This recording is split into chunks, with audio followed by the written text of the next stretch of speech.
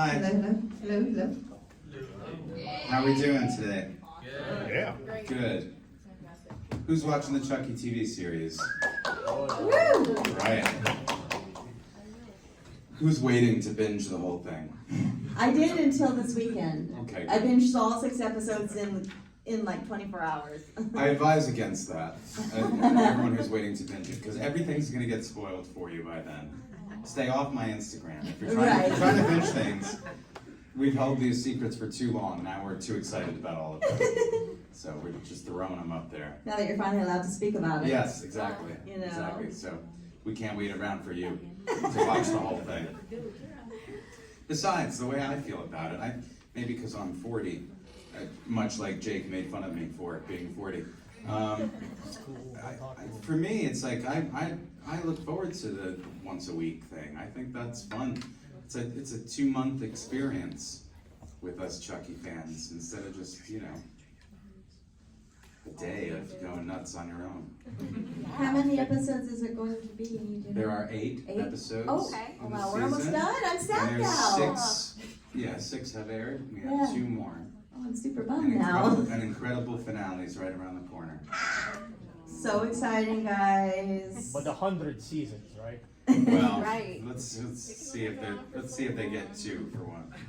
Let's start there. I'd say this is an interesting trend of adapting horror movies into TV shows. Yeah, well, I mean, especially in Chucky's universe, thanks to all the different directions we've gone with, Don's gone with each of these films, it's opened up a universe that really gave us the opportunity to use 8 hours,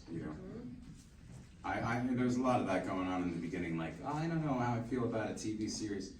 I just want you to make another movie, which I also want to say, like, oh, so you want 90 minutes instead of 8 hours? Why? And let's Are you sure you like Chucky a lot? Yeah. So, Alex, I would love to know, how did you get your start in acting? Oh. Go to the beginning. Back to the very beginning. Very beginning. To a time I don't even remember. When I was 5, I saw a girl, a friend of mine, Sarah Maylett, who lived down the street from me, on TV. She did commercials. And I was 5 and I saw someone that I knew in person on TV. And I thought that was just the coolest thing ever. So that was how I got the idea to do it. And then we went to her manager in New York and I started auditioning and just got lucky and got something that you guys have all seen and continue to watch 34 years later. Over and over again. Yeah. And what was your audition like? I had a few. First I was auditioning in New York City, which is where I auditioned for everything when I was a kid. And I got a couple callbacks in New York, and then they flew me out to LA to audition against like 2 other kids, as I remember it. And I've told the story many times, but my mother was actually in the auditioning room with me that time, which was rare, even at 5 years old, 6 years old. They'd kind of just send you in there on your own.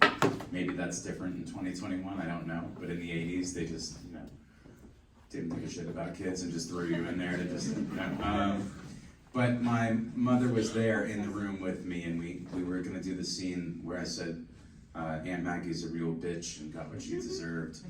And I froze up because I didn't want to say that word in front of my mother, and I told them that I couldn't remember the lines. So we started over, and I got to that spot, and I froze again. I got up and ran out and locked myself in the bathroom, and had to tell my mother that I just didn't want to swear in front of her. And I had really fooled the casting directors and producers that I had forgotten the lines. So they were like, well, this kid can act, he fooled all of us, and that helped. And I think the innocence of me not wanting to swear in front of my mother was kind of what they were looking for. Andy needed to really be very, very innocent. It was kind of the juxtaposition against the sinister nature of Chucky versus this really innocent child. So that, and I was, incredibly cute. So between those things, that's how I got it. Do you have any favorite on-set memories? Yeah, all my favorite memories are of the cast and the crew and like hanging out with them on set and watching how they made this movie magic happen. But like the relationships that I started forming, you know, I got very close with Catherine Hicks in the first film. I got very, very close with Don and Christine in the second film, along with John LaFia. So yeah, my favorite stuff, and actors been answering this question this way forever. If you ever watch actors and they say, what was your favorite thing? It's always the relationships with the cast. That's always the answer, because that's the real experience for us. I mean, that's, you know, what you guys see is limited to the hour and a half, but we're there for months. So that's always what stands out the most. And you know, what's something that important that you learned while you were in the process of making Chucky, and any of the additional ones too? Well, you know, I learned a little bit about being an artist, I think, and a little bit about the process of having your creativity manifest itself into something that people can appreciate. And I think that led me down the path of writing and music and recording and just being an artistic person, I think is what I learned the most. I mean, I could give you a more practical answer. I learned how to read off the first Child's Play 1 script. That's a good So way to do it. that was, yeah, So you have is a recording studio, right? yes. What do you do there? Like, what projects do you work on there, and what inspired Everything you to do that comes through. I mean, I love music, and that's really what I spent my whole childhood auditioning and not getting great at an instrument in particular. So, you know, I couldn't really express myself as a musician because I'm not skilled enough of an instrumentalist. But I just learned audio very well. I went to school for it, and I decided that I wanted to spend my life making artists shine the best that I can from my perspective as a producer. So yeah, that's what I do at my studio. I've had the place for 7.5 years. We've recorded over 300 or 400 artists, all different genres.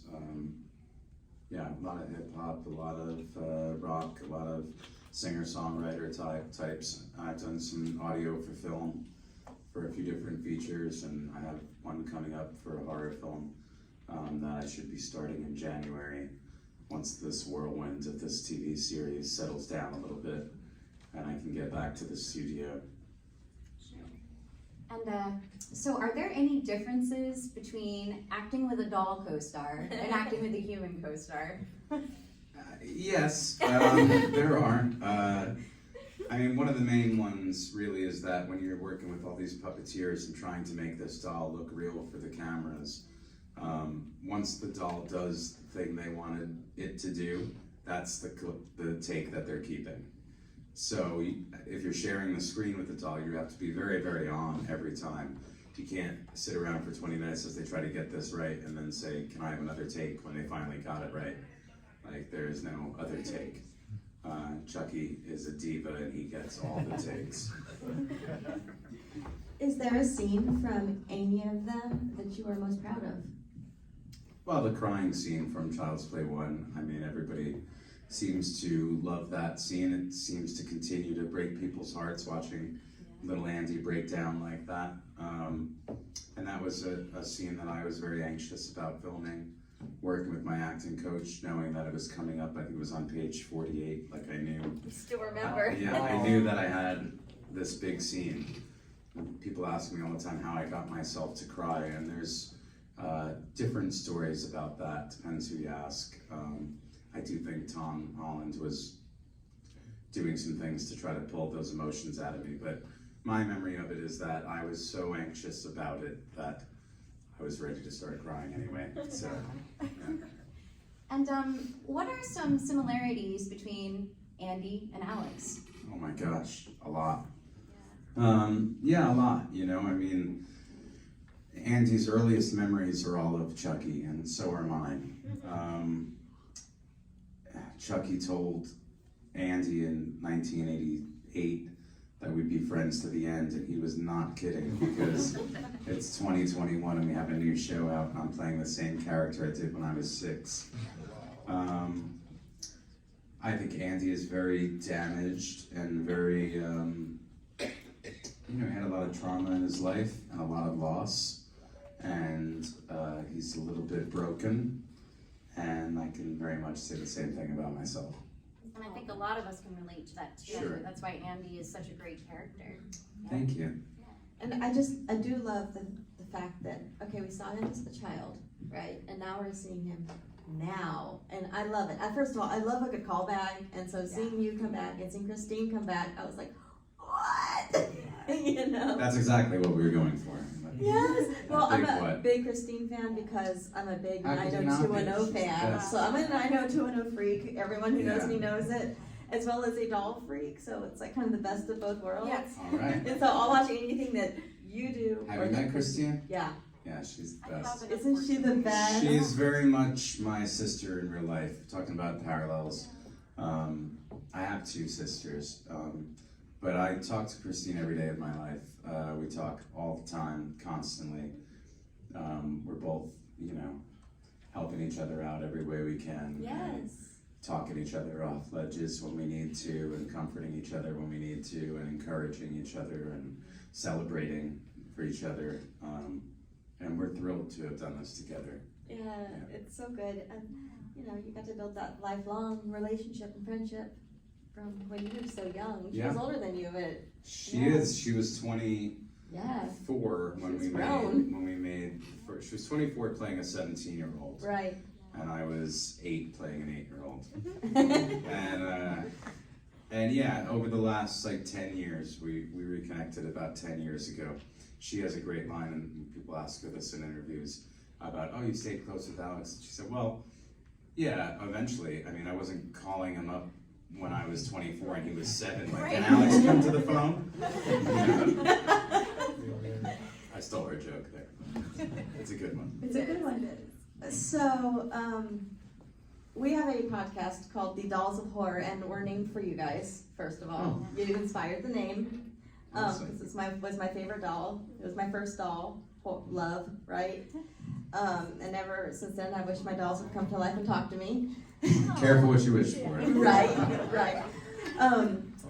But I have, the Trick or Treat Good Guy doll sitting in my living room, freaking my husband out, as well as a bunch of other dolls, Yeah. Collection. And then I have one at my desk at work, in the law firm I work at, in my cubicle, freaking people out every chance I get. Sometimes it turns up in people's chairs, like the lawyers' It chairs. turns up. We want to know, where do you keep your good guy doll? Well, we love giving you guys material to fuck with each other. That's definitely good for us. I have a couple dolls. I have one from Cult of Chucky, which I was thrilled to finally get my own from the actual film. I did not get one from the first 2 when I was a kid. And a lot of people are like, oh, they didn't give you one? I was a child actor. They're not giving a big expensive doll to some child actor. Bastard. It's just not, it doesn't work that way. But finally, after 4 films in 30 years, I was able to get my own. And then I do have a Trick or Treat one that I just got the other day. It's very pretty, isn't it? Yeah, yeah, they're great. And they do an excellent job, Trick or Treat. And I have a couple others that fans may have made for me. Yeah. Garrett does great work too. He does. Oh my gosh. And This Garrett doll's really- Garrett restored the Child's Play 2 doll that's up on my table this weekend. I've not seen that doll since 1990, so you guys should definitely come check him out. Yeah, I think he single-handedly has kept this alive, and while we all caught up. Yeah, Retreat caught up, and everywhere else caught up. yeah. Garrett's he's a wizard. Yeah. So where do you display your dolls in your house? They're on my piano. I love So, Chucky has lived on, continues to live on. Do you have any hopes or dreams for where he's going to go in the future? What's going to happen next for him? No, I don't. This has been an incredible experience this year, going out to Toronto, and I don't actor, I've not been on an audition since 1993. The industry made me not want to be a part of that industry when I was a kid. Don had incredible faith and belief in me, and I have everything. I have him to thank for so much in my life. But when he asked me to do Curse of Chucky, I was really pulling myself out of the woods, sort of, to put myself in front of a camera like this, and something that carries a lot of weight and responsibility, because you guys all love these characters so much and grew up with them. So it was a lot of anxiety for me to do this to begin with, and then to come back in Cult and have a little more substantial thing with more stuff to do was scary for me. Not scary in the sense that it's a killer doll, but scary in the sense that this is a lot of responsibility, and I wasn't very practiced at it. You know, it's like anything. The more you do it, the more comfortable you are doing it, and I don't do it very often. But I was very happy with Cult. I was very happy with my ability to convey the damage that Andy's felt in his life. We talked about parallels. Maybe there's things in my life that I can pull from that make that kind of empty void of emotion persona work. I'm not the most expressive human being in the world as it is already anyway. So yeah, I mean, playing Andy is not much of a stretch for me in general. Plus, it's been my whole life, and I've met so many of you fans over the years, and I really have a deep commitment to you guys and to Don, who I love more than anything. And so for me, it was a no-brainer to do it, and it was just exciting. Yeah. Really been a full circle year for me in a lot of ways. So it's interesting that now, just a couple days after my first episode aired on this show, I'm back in Chicago, where this all started. Welcome home. After a TV series that's based in Hackensack, New Jersey, which is where I grew up. Yeah. I went to Hackensack High School. I grew up there. Yeah, there's a lot of kismet things about just kind of proving to me that I'm in the right place at the right time. It's all about timing. Yeah. So I want to take it out to the audience, and we want to know, do you guys have any questions? Yes, sir, in the front. I got so many, I don't know where to start. Just pick one. Just one? Okay, what can I pick two? Ask everybody else in the room. You want to hear answers to Go ahead. questions? Okay. I'm just giving you a shit. Have you found part of the, like you were saying with the parallels of playing Andy, have you found this almost equally like a blessing and a curse of, like, sorry, it's a terribly phrased question. I think I know what you mean. You mean playing this like damaged character? Is that? Yeah, is that you think like playing the character, or even just because you hear it's so rough for actors when they're children, you think that's attributed to who you've turned into, and then being able to relate the damage of the character to who you are now? Well, the damage that I was referring to from a personal standpoint is more about loss. I've lost a lot of people in this world, and so has Andy. We all have a very difficult time in this world, I think, and I think people who say that they don't are kind of bullshitting themselves. So yes, and like, I kind of, maybe it's being in these films or whatever, but I kind of grew up a little attracted to the darker things in life. So that's the parallel that I feel to Andy. The blessing and the curse part of that, I think, is, trying to portray a character that is very empty inside and very hollow and very void of emotion and very flat, which is what people who have been through serious PTSD are, and through serious trauma and not trusting anybody in life. And he has the additional stress of nobody believing him, I don't know if you've ever been trying to tell the truth to someone who doesn't believe you, but there's nothing more maddening than that, and this is this guy's world. And the only people that really know are his sister Kyle and Chucky himself, which is why I think part of the reason why Andy kept Chucky around for years is because even though he despises him for destroying his life, he's kind of one of the only friends Andy's got because he knows his he knows his truth. Yeah. Relatable with the enemy. Yeah. And then the other thing I wanted to ask was, have you, now that you've come back into acting again, has it inspired you to like want to get back into acting more so, or you think you're just going to kind of stick with the Chucky saga? That's a difficult question. In some ways, yes, I do enjoy being in front of the camera. Like from action to cut, those parts are very, very fun. Everything around it is very difficult. So yes, at some level, yeah, I would maybe do some more stuff, but I'm not going to put myself out there to let myself down. Like I don't have such massive aspirations of being an actor. You know, I enjoy acting, but I'm not going to sacrifice a lot in my life to be one. And that's not like some arrogance, like, oh, they should be knocking down my doors. I don't care if they do or they don't.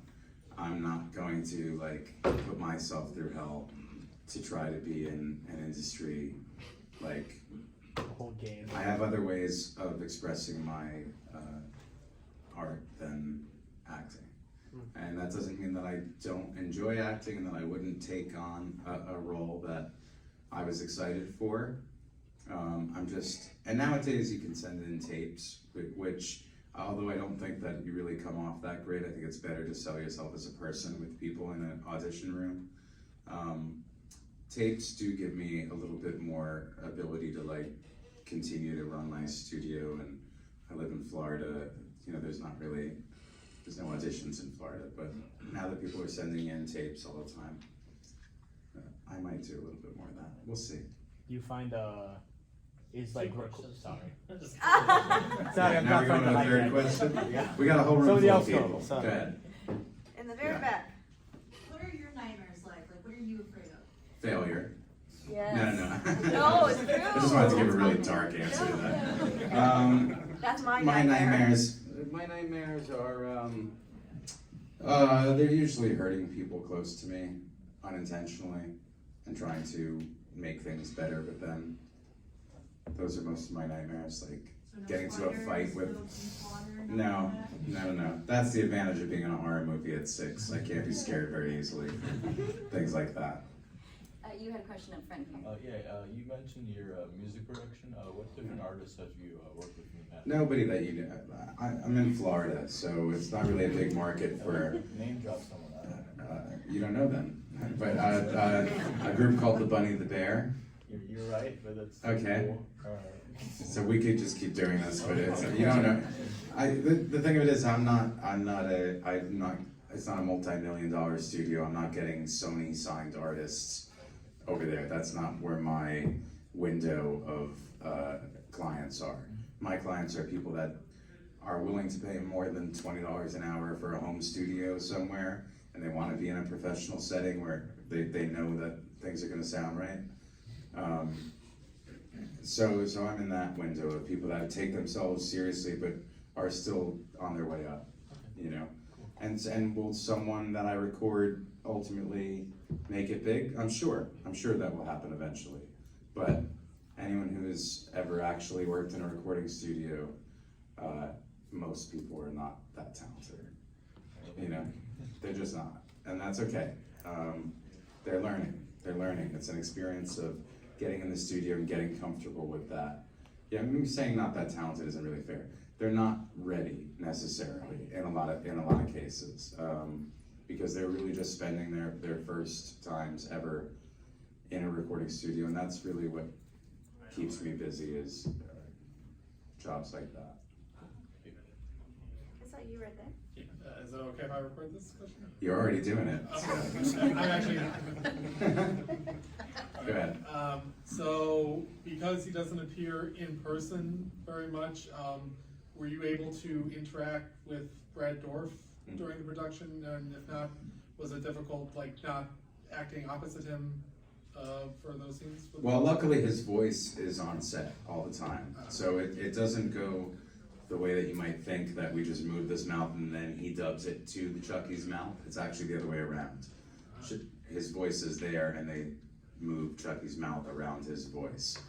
And that has actually, technology has caught up with that, and now they actually can program his lines to where they program what it is Chucky's saying.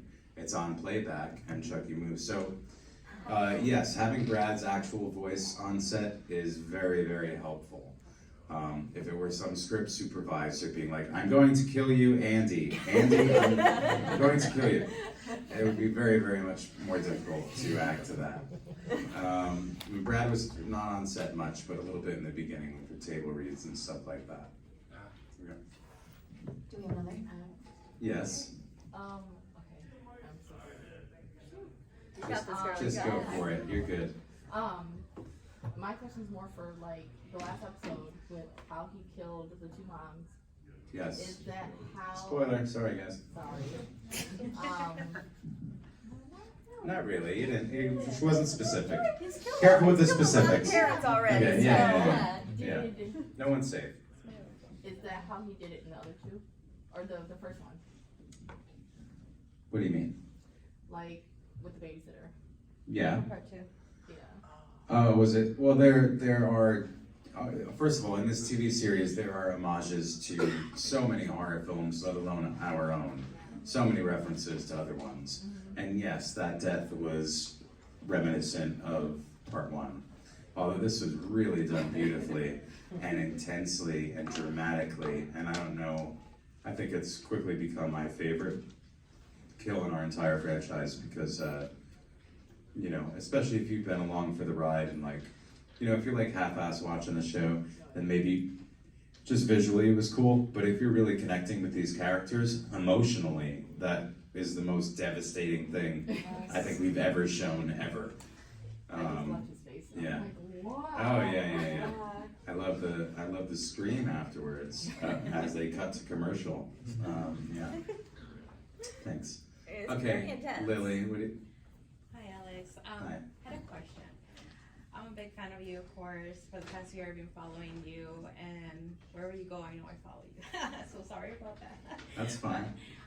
Tell me more about your experience with Jennifer, because I just Yeah, love her. Jennifer is exactly like you guys all think she is. She really is. Jennifer is like Tiffany. She's not Tiffany. I mean, you know, Which but one you she like more, is Tiffany or very much Jennifer Tilly all the time. She's incredibly sweet, incredibly gracious, generous, kind. Yeah, you know, she's arguably the biggest star on our show, and she's fastest to respond to texts out of anyone I know. Like, she's just a very gracious, giving person to the people around her that she's fond of, and I'm very happy that, you know, she's as fond of me as I am of her. So yeah, she's fantastic. I had another question. Okay. So whenever you travel, how do you carry Chucky with you, or do you put him in a luggage, or do people look at you weird? I don't walk around the airport with Chucky. If that's what you're thinking. I think that might count as yeah. against Don't do that.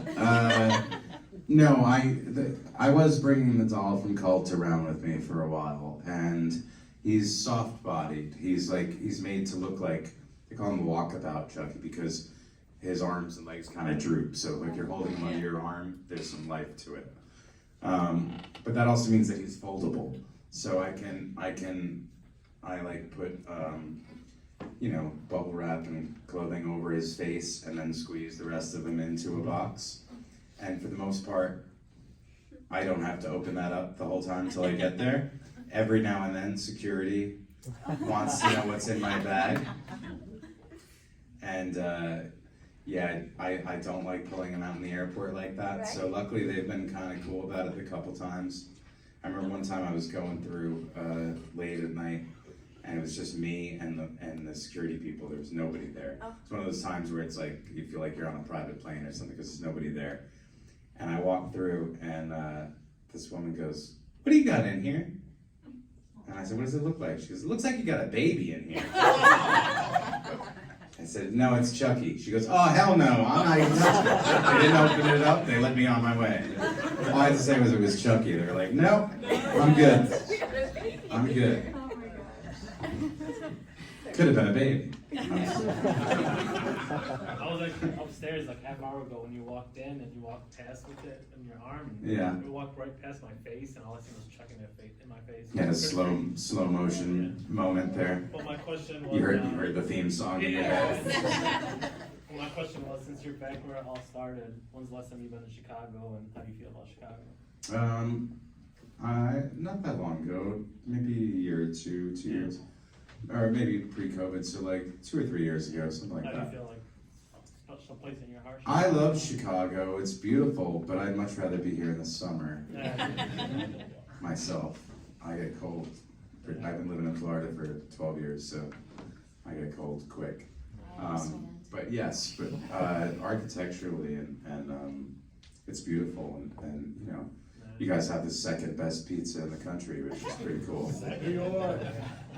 I'm a North Jersey, New York guy. So.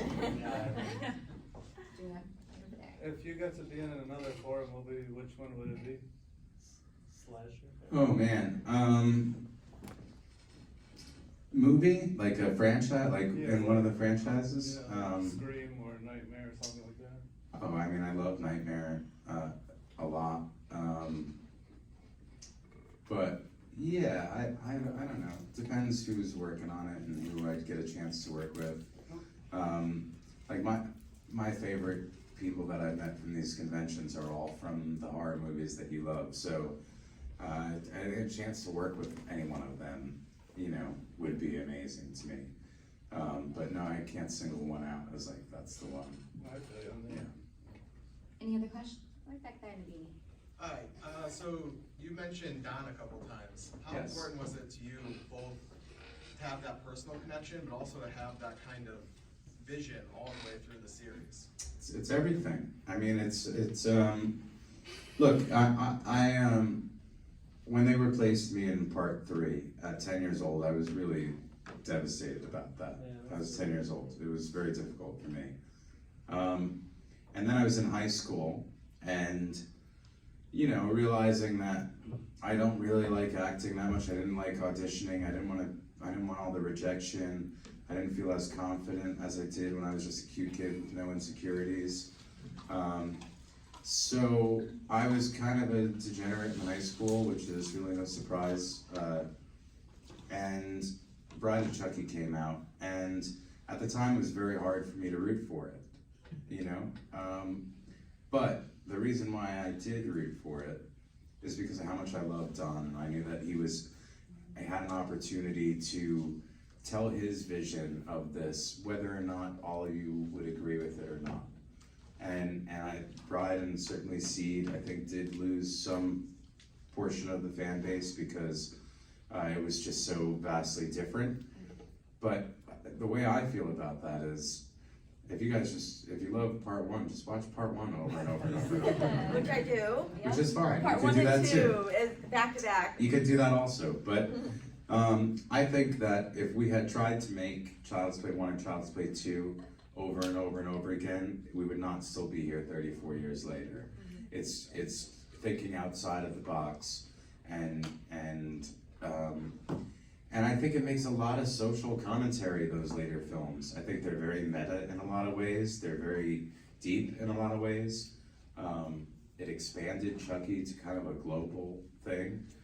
And especially now with this TV series and how much I'm loving it, going back and watching Bride and Seed again really brings this whole story together. I mean, it really unifies this vision of his, that even though some of you guys may have been resistant to that, I've never seen more unity among a fan base taste than there is for this show right now.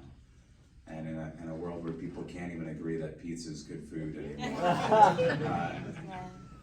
where you guys are all agreeing that this show kicks ass, and that is so rewarding to us, and hopefully so incredibly rewarding to Don. But he is an incredibly hard worker, and he will not be done working until he gets a break. And if you guys continue to rave about the show the way it is, and they get a second season, he won't be getting a break anytime soon. So hopefully he still gets moments to enjoy that.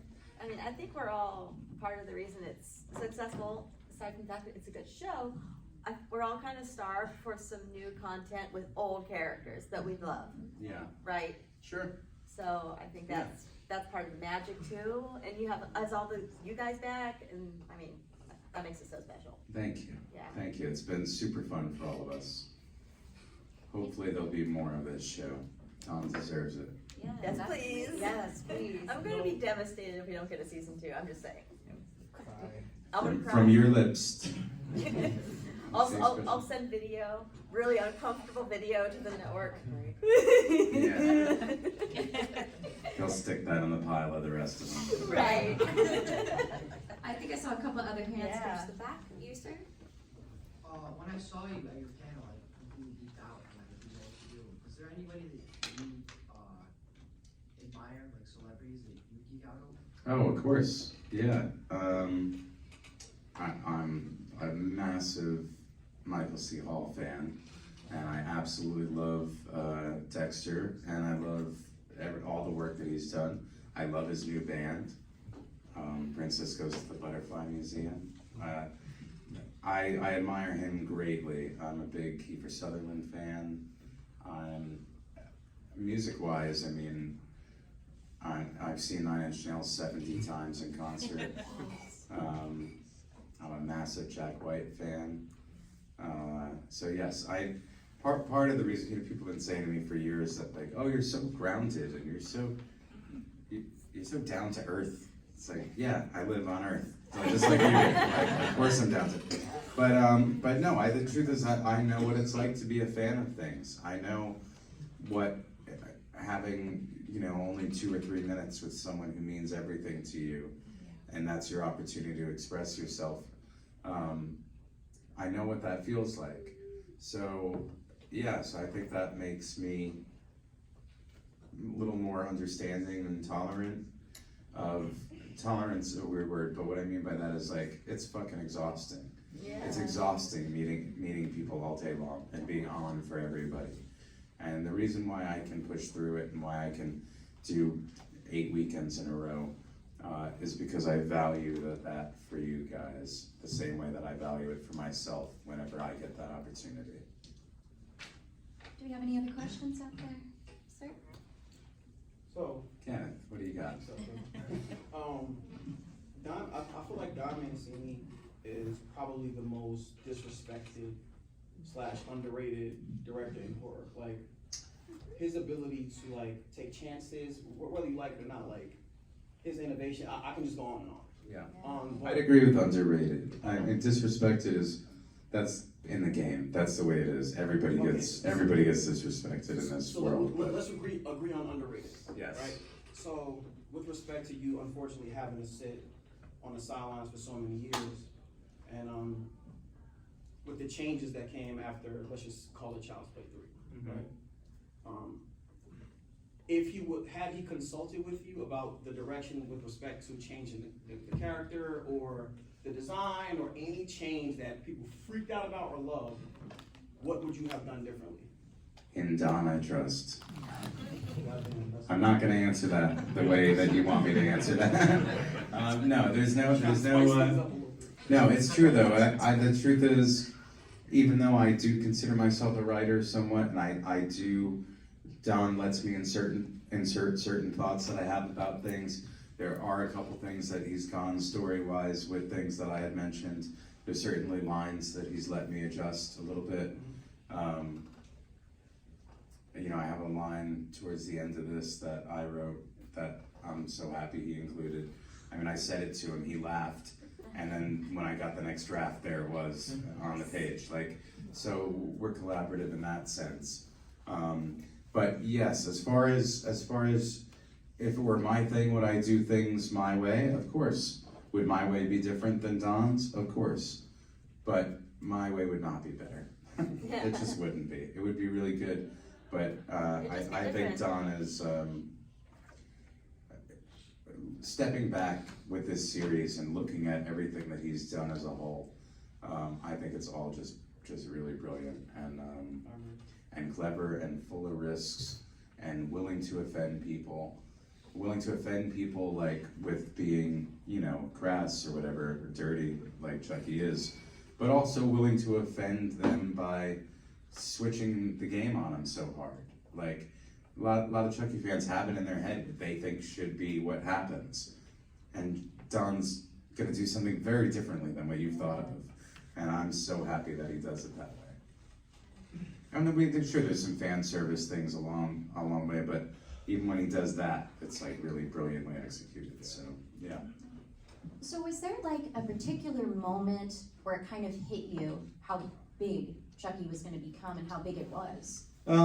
Yeah, I mean, with the first film, I was in a tuxedo at a movie theater. It was 700 people from my town came out to watch the film, and I stood outside and signed autographs for hours afterwards.